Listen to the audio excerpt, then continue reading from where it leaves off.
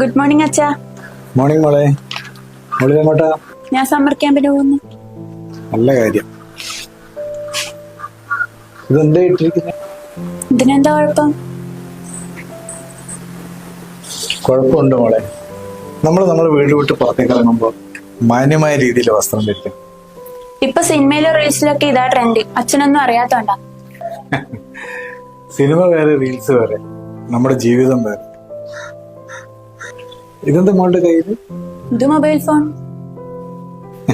അതെനിക്കറിയാം, ഞാൻ ഇതാ ചോദിച്ചത്. അത് കവറ്. അപ്പൊ ഇത് സ്ക്രീൻ ഗാർഡ്. 6000-7000 രൂപ വില വരുന്ന ഫോണിന് ഇത്രയും പൈസ ചെലവാക്കേണ്ട ആവശ്യമുണ്ടോ? അതെവിടെയെങ്കിലും വീഴുകയോ പൊട്ടുകയോ ചെയ്ത് അതിന് സ്ക്രാച്ച് വരാതിരിക്കാൻ വേണ്ടിയല്ലേ. അച്ഛന് ഇതൊന്നും അറിയില്ലേ? അച്ഛൻ ഇതൊന്നും അറിഞ്ഞൂടാ.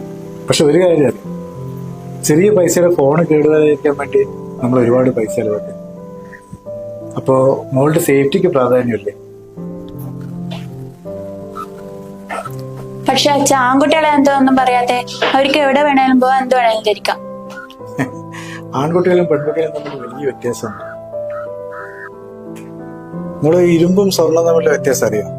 ഇരുമ്പ് നമ്മൾ എവിടെ വേണമെങ്കിലും കൊണ്ടുവരും, പുറത്തോ അല്ലെങ്കിൽ എവിടെ വേണമെങ്കിലും അലക്ഷ്യമായി നമ്മൾ വെച്ചത്. പക്ഷെ സ്വർണ്ണം അങ്ങനെയാണ്. സ്വർണം നമ്മുടെ വീടിലെ അലമാരയിലോ ബാങ്കിലെ ലോക്കറിലോ അങ്ങനെ എവിടെയെങ്കിലും വളരെ ഭദ്രമായി നമ്മൾ സൂക്ഷിച്ചു വെക്കും. മോള് ഞങ്ങൾക്ക് സ്വർണത്തെ പോലെ, സ്വർണത്തെക്കാൾ വില മതിക്കുന്ന ഒരു അമൂല്യ കുട്ടിയാണ് മോള്. അപ്പൊ മോളുടെ സേഫ്റ്റിക്കും പ്രാധാന്യമില്ലേ? മനസ്സിലായോ?